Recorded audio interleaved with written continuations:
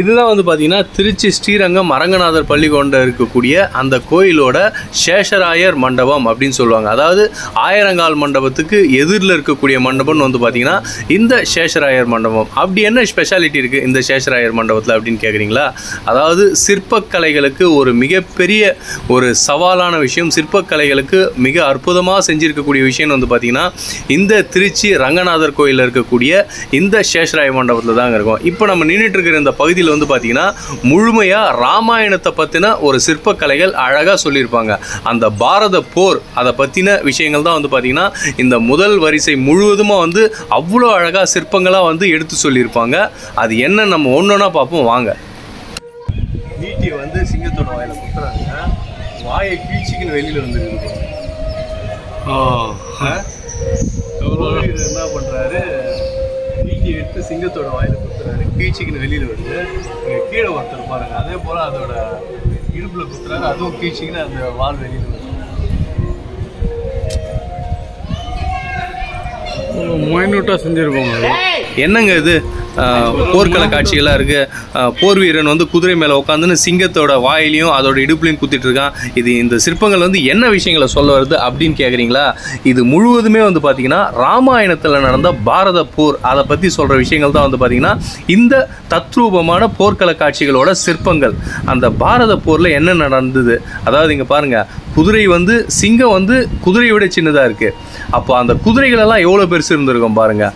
அதுக்கு மேலே அந்த போர் வீரர்கள் அந்த குதிரை மேலே உட்காந்துட்டு அந்த சிங்கத்தோட வாயிலையும் இடுப்புலையும் வந்து குத்தி கிழிக்கிறாங்க. ஸோ அந்த போர்க்கள காட்சிகள் தான் வந்து பார்த்திங்கன்னா இந்த பாரத போரை விளக்கக்கூடிய சிற்பங்கள். போர் வீரர் வந்து சிங்கத்தோட வயிற்றில் வந்து அந்த தன்னோட வாழை குத்துறாரு, அது வயிற்று கிழிச்சிட்டு முதுகு வழியாக வந்து எவ்வளோ ஒரு அக்யூரேட்டாக பண்ணியிருக்காங்க பார்த்தீங்களா சிற்பம்.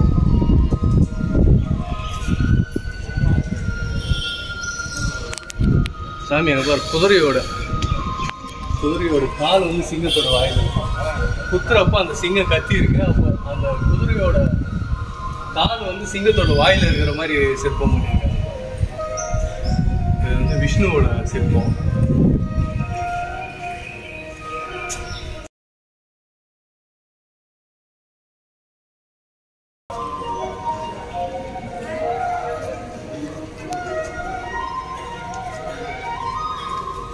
இங்க பாருங்க, ராமபிரான் இருக்காரு. ராமபிரானை வந்து ஆஞ்சநேயர் வந்து வணங்குற மாதிரி இருக்கு பாருங்க.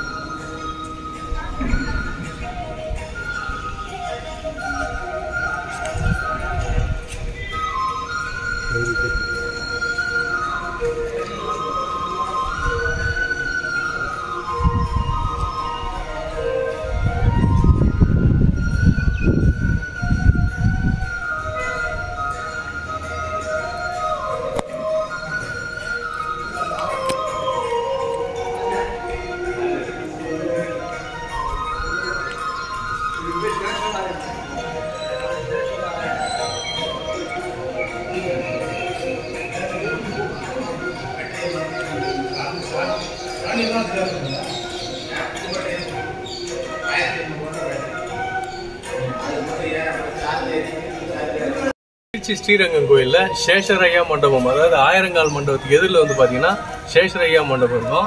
அதில் வந்து பார்த்தீங்கன்னா ஃபர்ஸ்ட் லைனில் இருக்கக்கூடிய தூண்கள்லாம் குதிரை அந்த சிற்பங்கள்லாம் இருக்கும். ஸோ ஃபர்ஸ்ட் லைனில் இருக்கக்கூடிய எல்லா தூண்கள்லையும் வந்து பார்த்தீங்கன்னா ராமாயணத்தோட கதை இருக்கும். இங்கே பாருங்க, ராமபிரான் இருக்காரு. இது பாருங்க, கையில் வந்து அம்பு வச்சிருக்காரு. இங்கே பாருங்க, ஆஞ்சநேயர் வந்து பார்த்தீங்கன்னா ராமபிரானை வந்து வழிபடுறாரு. ஸோ இந்த முதல் லைன் ஃபுல்லாக வந்து பார்த்தீங்கன்னா ராமாயணத்தோட கதைகள் இருக்குமா இந்த சேஷரையாத் மண்டபத்தில் இருக்கக்கூடிய சிற்பங்கள்ல.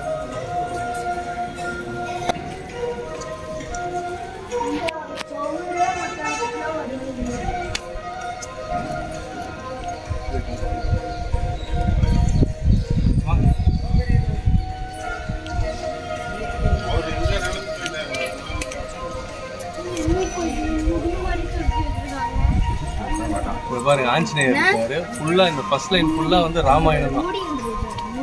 ராமாயணத்தை குறிப்பிட்ட அந்த சிற்பக்கலைகள்.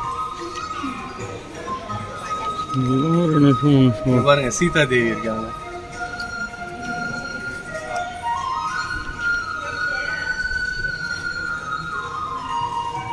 எல்லாம் தெளிவாக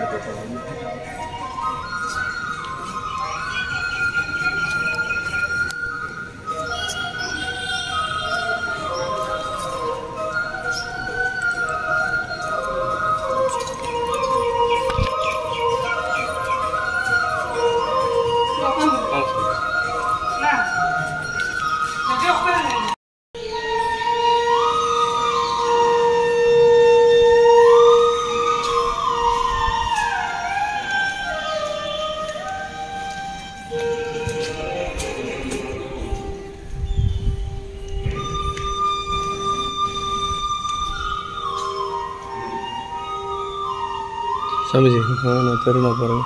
சேஷரையா மண்டபம் ஃபுல்லாக வந்து பார்த்தீங்கன்னா ராமாயணத்தை பற்றின சிற்பங்களும், விஷ்ணு, ராமர், ஆஞ்சநேயர், நரசிம்மர், ராஜாக்கள், குதிரையில் போர் வீரர்கள் வந்து குதிரையில் சண்டை போகிறது, ஸோ இந்த மாதிரி காட்சிகள் எல்லாமே இருக்கக்கூடிய சிற்பங்கள் எங்கே இருக்குன்னா இந்த திருச்சி ஸ்ரீரங்கத்தில் இருக்கக்கூடிய சேஷரையா மண்டபத்தில் இருக்குது.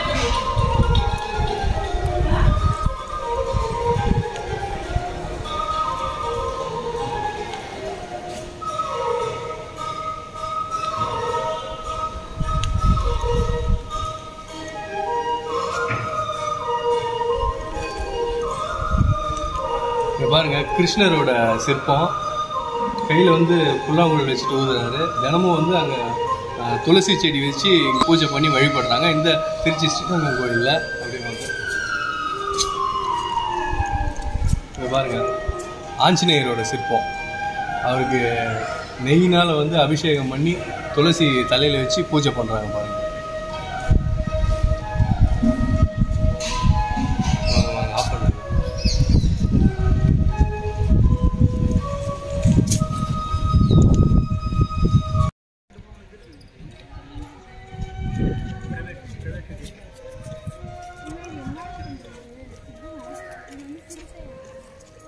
அப்படியே என்ன ஃபாலோ பண்ணிட்டு வாங்க.